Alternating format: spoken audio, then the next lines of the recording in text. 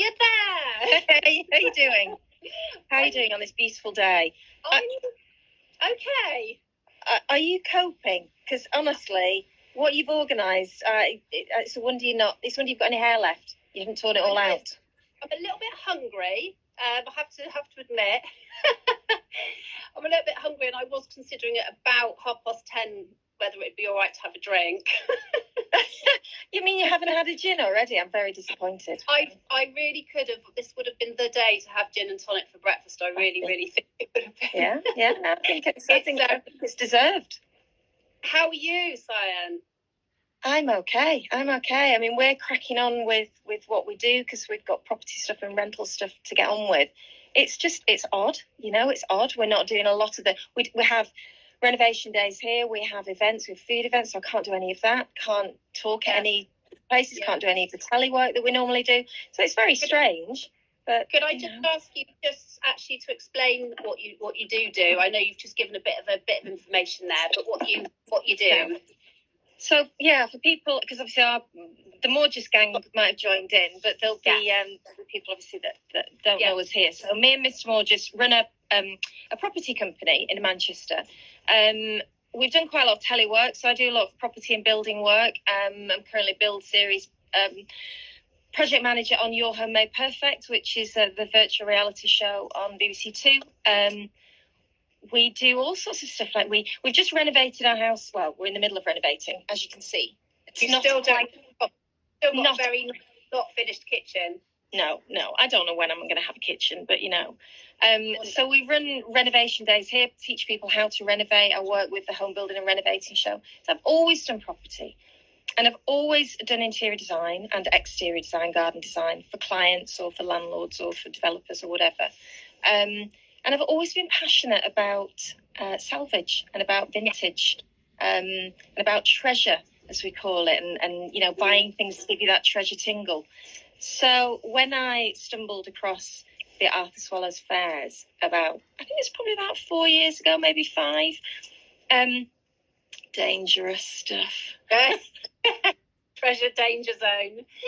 What? Treasure alert. When you find yourself in the field, with not enough money and you have to dash out to a cash point to get some more. Although those days are gone, aren't they? Now everyone's got those little machines.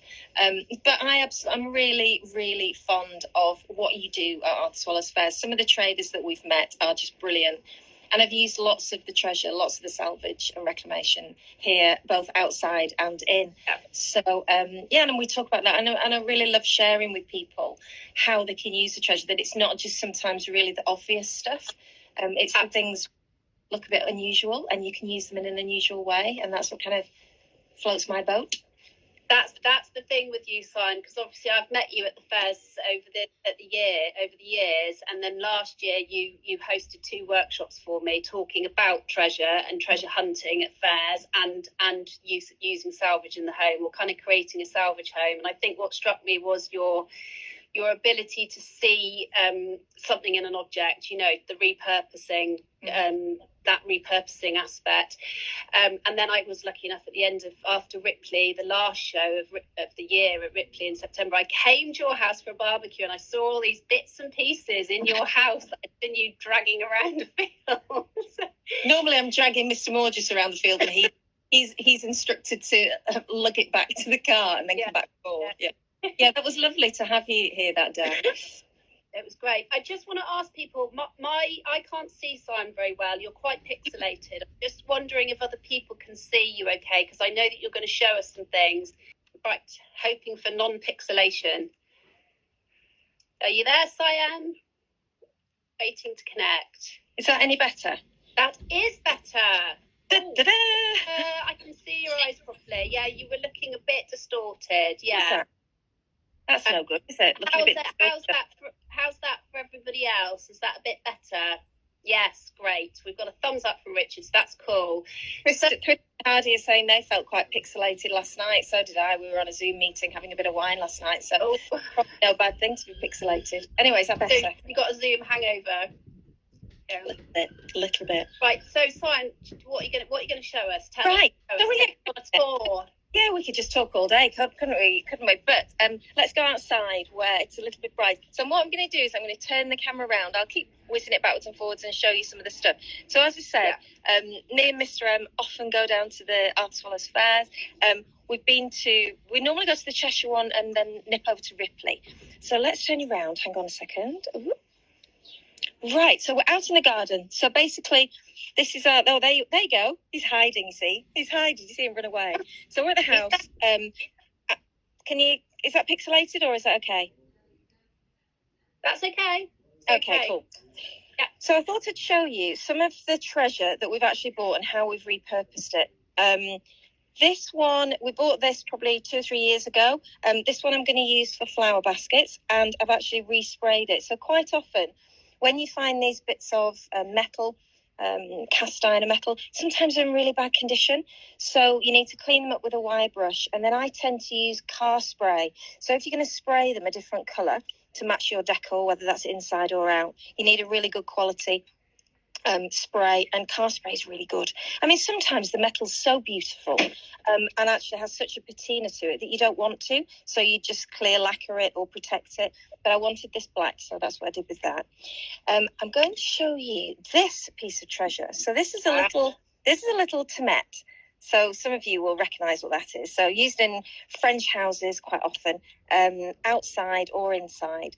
And when we were at one of the Arthur Swallows fairs one day, I saw about 5 of these underneath the table, just on the floor. In fact, that's pretty much how I saw them. And I spoke to the lady on the stand and said, "These are amazing." She said, "Oh, yeah, they're really good coasters." I was like, "Oh, okay, right, coasters." And I thought, that's not massively interesting to me. And I said, "Have you got any more?" She said, "Oh, yeah, I've got about 8 square meters." And lo and behold, so we went in the back, and she had about 2 square meters of them in the back in the van. And I got the price from her, and she said, "Well, the rest there's 6 more meters or something like that, still in France. I've got 2 meters here." And I was designing this corner of the garden, where we had the seating, and we used reclaimed bricks that were left over from the build to build the seating. But I wanted a really beautiful floor here. And that was a complete accident. There was just 5 of these little tomats on the stand on the table. And all of a sudden, because hang on a minute. I'll turn you around. Because I actually had a conversation, and that's the great thing about these fairs. You can have a conversation with the stall holders about what they're selling, where it would work, how it would work. Maybe they're going to get some more of it. Maybe there's some more being shipped into the country, or, being salvaged from somewhere. And if I hadn't have had that conversation with the stall holder, if I'd have just looked at it and walked by, I'd have never realised that there were 8 meters, which was the exact amount that I needed for my seating. So it's like magic, isn't it? You see these things. Go on. It's totally like magic. But what I remember saying last year is that hexagonal shape has been quite an influence throughout your house sort of build, hasn't it? It has. Was it from that object, or had you already had the idea of incorporating that shape into your build? So what I want to do, what we've done a lot of at the build, and we won't go around everywhere, but I do a lot of this spilling out, so materials spilling into each other. And of course, when you've got that hexagonal shape, it's absolutely perfect in tiles, in interior design or exterior design, normal tiles, but also these tomats, to spill it a little bit. So instead of having just a sharp demarcation between materials, you can kind of spill them out, which I really, really, really loved. So that's one of the pieces of treasure that we found. And then there's another one over here. Hang on. Turn you around. There's another one over here. So these were lying on... There's one there. And there's one over there. So these were lying on the floor. I think they're hay bales. And what I decided was, because we were doing the area of the house, which had some quite sort of big areas of woodwork, of brickwork, that I knew I wanted some decorative planting in there. They were absolutely perfect, and I think these were about £12 each. And if you go to if you go online to some of the decorative gardening shops, this sort of thing is really, really expensive. Plant holders. So £12. So again, I've sprayed these black, and then align them with visqueen, and just use bedding plant material, so hanging basket, and then fill them put the plants in. So again, they were absolutely Losing perfect, you and a complete bargain as well. A complete bargain. They Sorry, look darling. amazing. Look so beautiful. We keep slightly losing you, but I don't think it was too interrupted. But they look amazing. They really do. I love the way they're so full. You know, they're sort of. The other thing about shopping at the fairs as well is what you do find is completely unique. You know, no one else will have those two items at their house. No one else can just go online and click a button and add it to their basket. And then, you know, and it's replicated. We see it all the time, don't we? Interior design, exterior design. It's replicated because people are buying the same thing. And when you're buying from these fairs, you're buying something that's unique and bespoke and that no one else has. And that's why I love it so much, because, you know, you can be unique and individual, can't you? Talking of that, this is one piece of treasure that we found. And they were actually, I'm a bit concerned if I go over onto the drive that I might lose you, but tell me if it really clicks out.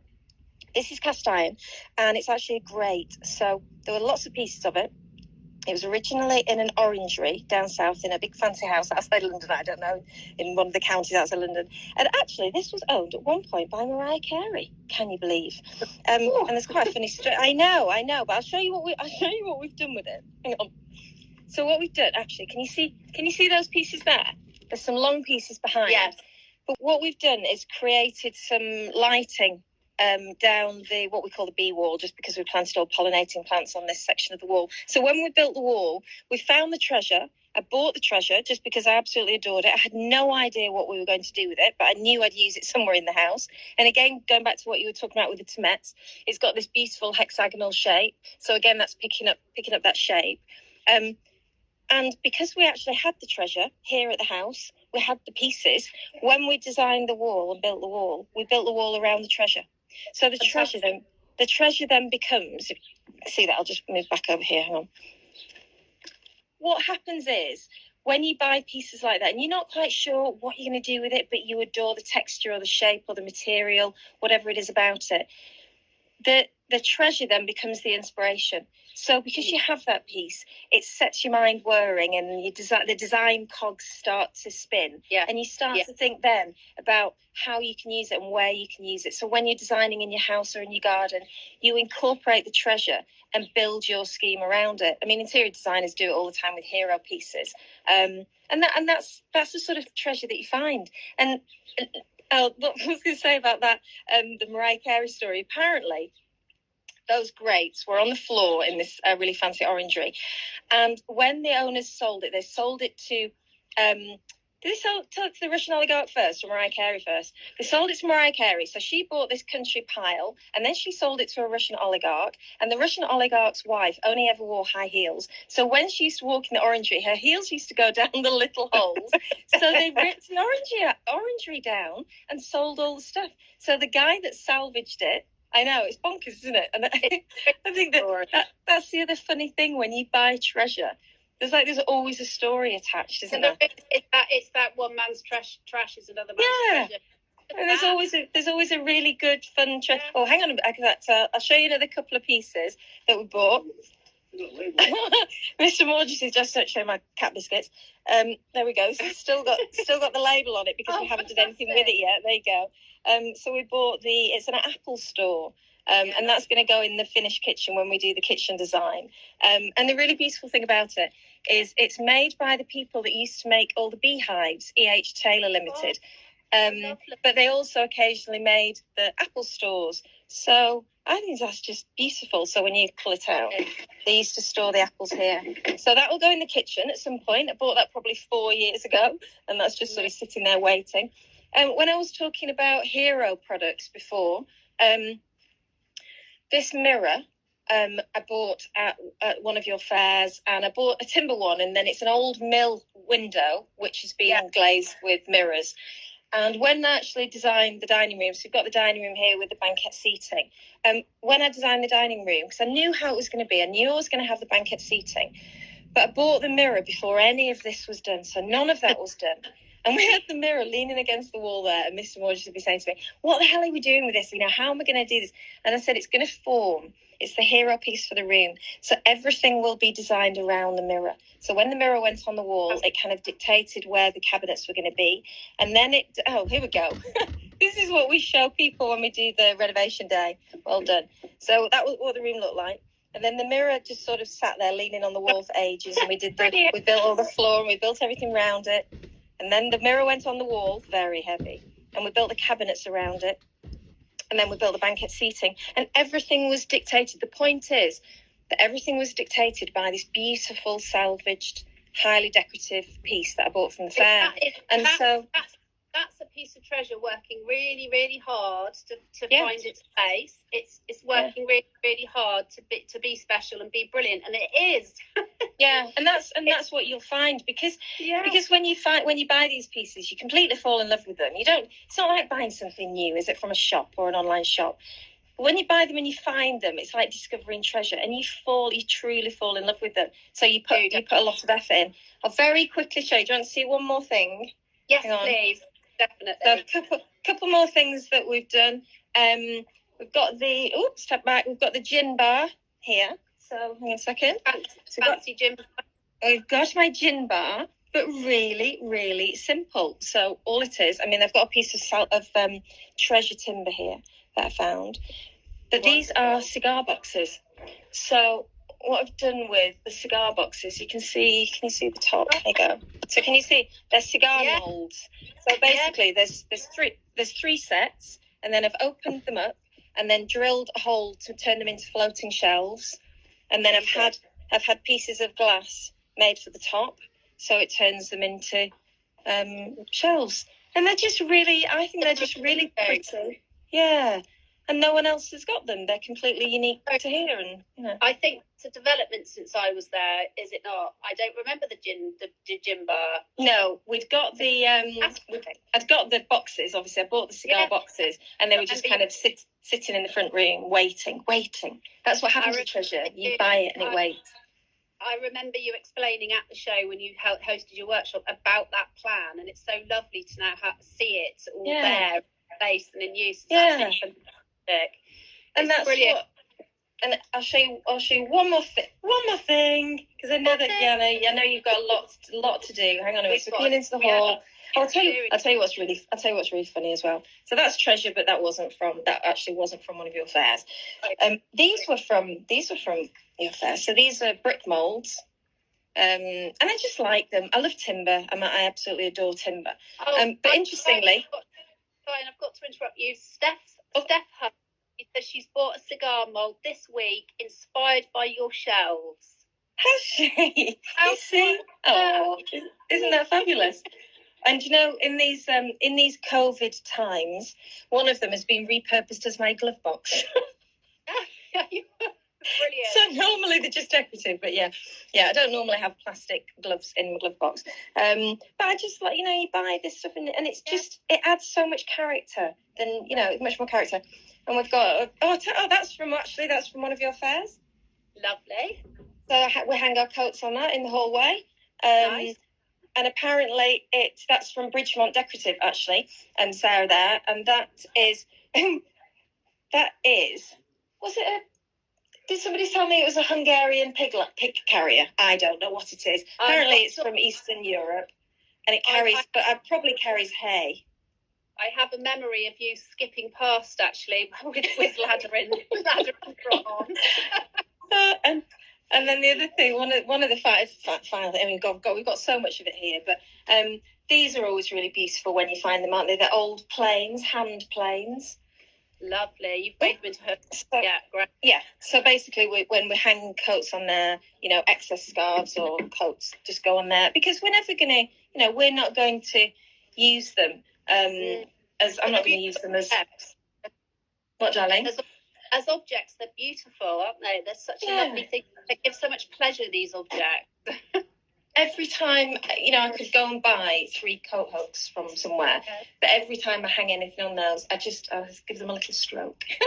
and they're lovely, they're beautiful, and they just add character to that corner. So my house has been filled with treasure from your fairs, so I think your traders are just amazing. And what you've done, I've got to say that what you've done today, we were talking about this earlier, and it's really important for people to realise, isn't it, that this effort that you and AS Fairs are going to, this effort will be remembered, and this is really important. People are really struggling to make a living, and they're struggling to do what they've always done and do what their passion is, and how they make a living. So for you to support them and try and raise awareness and get people to actually buy is so brilliant. It's so brilliant. So yeah, well done you guys for what you do today. It's to do that really important. So I've just had a notification that my phone's going to be out of charge in a minute, and my phone, as you can imagine at the moment, is just the energy coming out of it, the heat coming out of it with the Instagram. Hotter than the sun, I would imagine your phone at the minute, hotter than the sun. I need it on a charger for there's another live, hopefully going to be around 2:00. Simon, it's been lovely talking to you, and I miss you, and I wish in many ways I wish we were at a fair, but at least we've all kept together. There's been a united sort of thing here. We've all been able to work together still and see each other and buy from each other and sell. So thank you for having that. These relationships that you're building now will carry on, and they'll have longevity. They're such brilliant bricks to build with, aren't they? So well done you, and I hope everybody goes out and buys lots of stuff from your traders. Yeah. Brilliant. Thank you so much. Thanks to you and to Mr. Moore. Just stay safe, and we'll see you soon. All right, take care.